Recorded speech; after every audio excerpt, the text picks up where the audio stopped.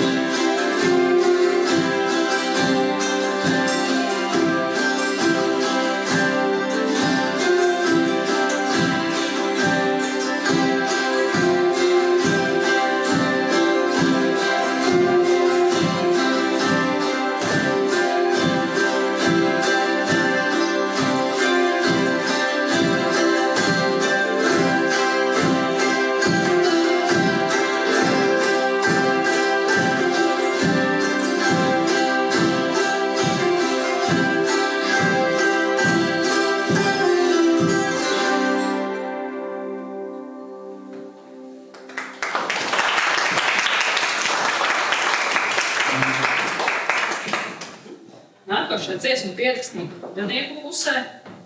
Jāspēlē tā. Svinīgi. Svinīgiem tādiem precīties. Svinīgi precīties.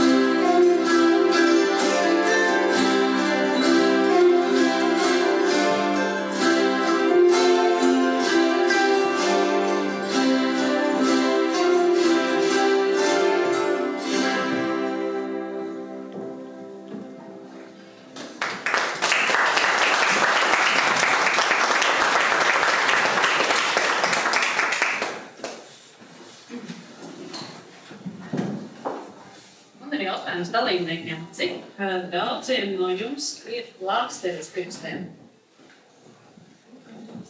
Gandrīz ir. Vai kādam vairs nav? Vai kādam vajadzēja? Kādam vairs nav. Cik daudziem vajadzēja kaut kādu palīdzību pirkstam? Gandrīz. Vai jums ir sajūta, ka jūs daudz mācījušies? Vairāk. Labi. Vairāk. Pirksti ir jutuši savu spēles veidu, spēles manieri. Un tad pirmās grupiņas, trešā dziesma šajā nedēļā. Saprotu, ka dzied visi, jo tā ir šejienes mazo soļu himna, jā? Tāds Soļu tradīcijas skoliņu. Soļu tradīcijas skoliņu himna.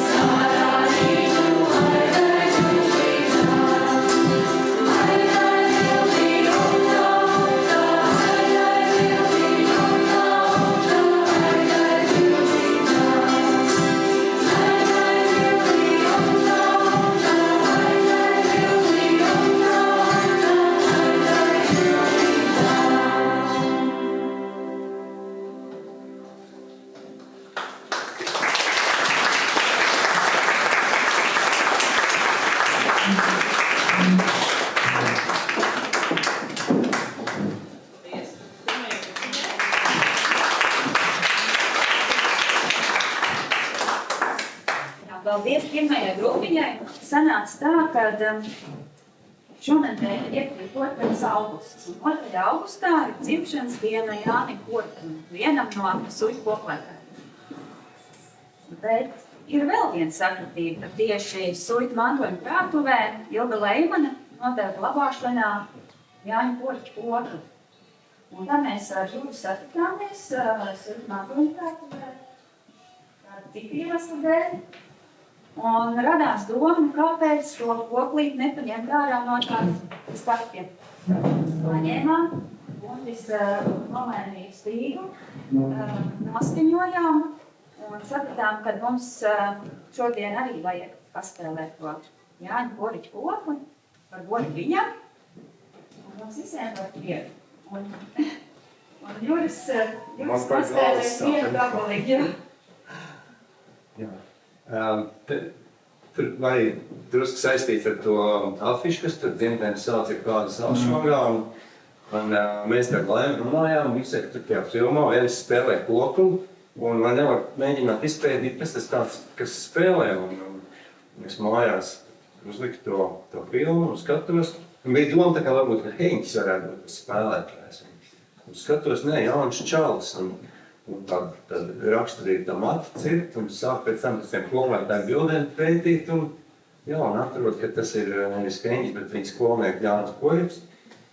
Un tur vienā no bildēm arī internetā klāta dzimšanas data, 1909. gada 2. augusts. Un tas tieši arī atklājās arī 1. augustā un 2. augustā mums te bija neliela tortēšana, svinot Florīdas dzimšanas dienu. Bet man tās koklis sajālas galīgi galvu, jo es arī pētīju, kā tas Porītis tur spēlē un te filmā. Un es ierasts ar rādītāju pirkstu, un tur viņš izrādās ar video pirkstu spēlēm. Tad es mēģināju izmežģīt sev prātu un pamēģināt spēlēt tā kā viņš, bet ņemiet pa labu, kā būs, tā būs. Vēstures liecībās rakstīts, ka kopumā Jānis Porītis ir uztaisījis vismaz 60 koklis, un tad viena no 60 ir arī šī. Koklīte ir maziņa, un stīgs viņai ir tieši par 5 mazāk nekā manējai. Kur pirksts aizliek, pietas daudz stīgs, kur pirksts salikt un kaut kādu pirkstu kerēt gaisā. Un viņš tur tajā filmā spēlēja mugurdāns. Tik ātri, kā tur viņš tajā filmā spēlē, es nezinu. Pus no tā ātruma apmēram.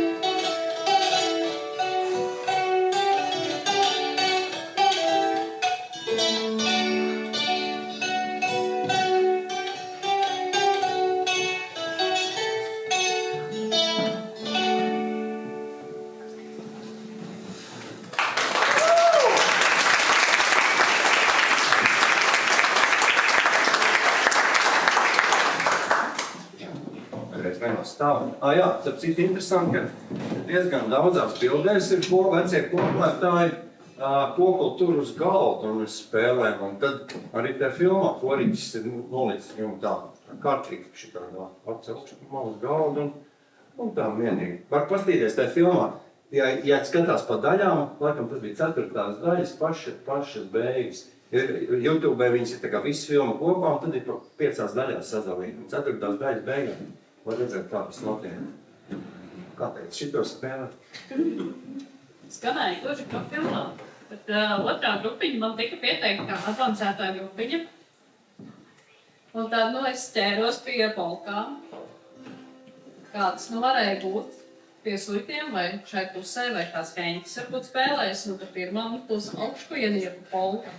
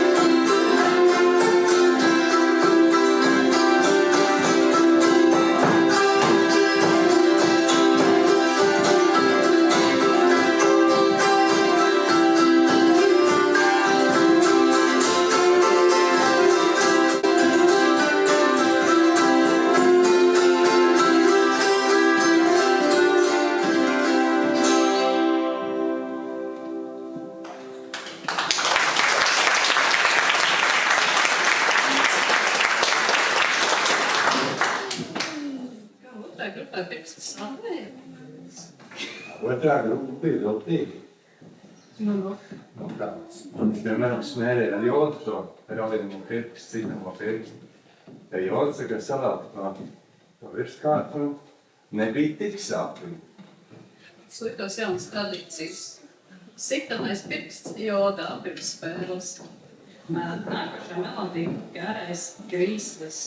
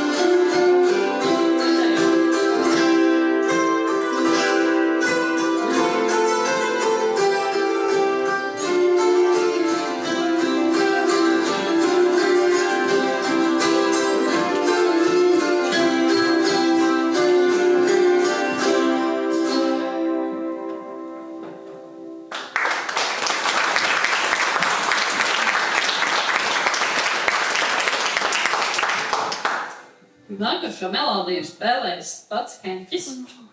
Un tā kā mums ar to melodiju gāja kā ar melodiju, tad Juris teica, ka Heņķis kaut noteikti ir importējis no kaut kurienes. Nebija laikam tik parocīga. Nu jā, Heņķis bija, viņš bija Cāra armijas orķestrī bijis spēlējis. Un armijas orķestri, cik saprotams, ka bija visādā ārzemēs arī pabijis. Un tā liekas, ka tur tajās viņa pierakstos ir diezgan daudz arī tāds, ka viņš atredz no tām dienas gaitām. Varbūt arī šī tāda. Šleifers no Ungārijas? No Austru-Ungārija. Austrija.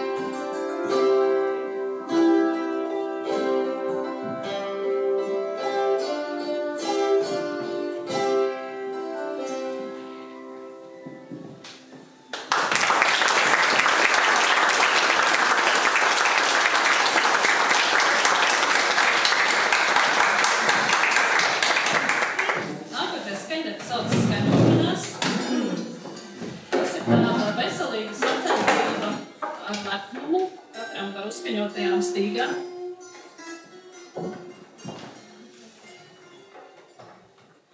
Jo otrā grupiņa, kas ir advancētā grupiņa, nevar vairs spēlēt do mažorā, tas ir skaidrs.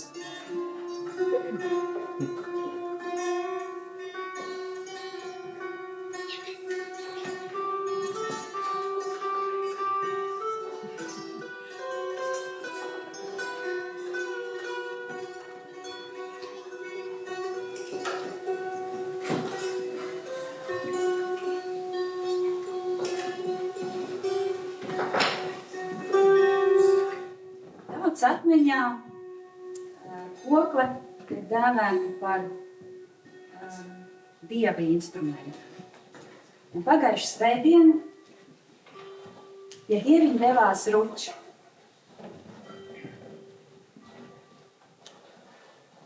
Pie dieviņa devās ruča, dižā mūsu suita sieva.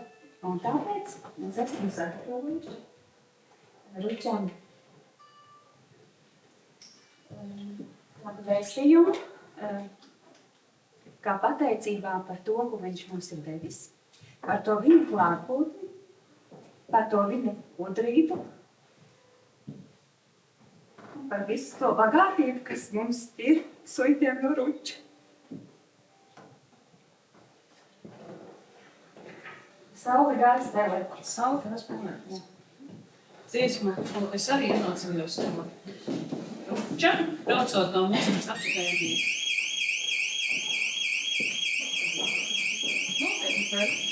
Tu esi šī.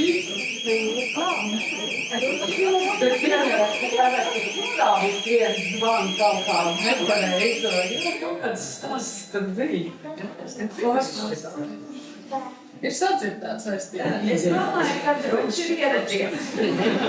Man šķiet, par to nevienam nav šaubu, kad viņa ir sevi mums. Mēs gaismas vietā viņas vanboļu.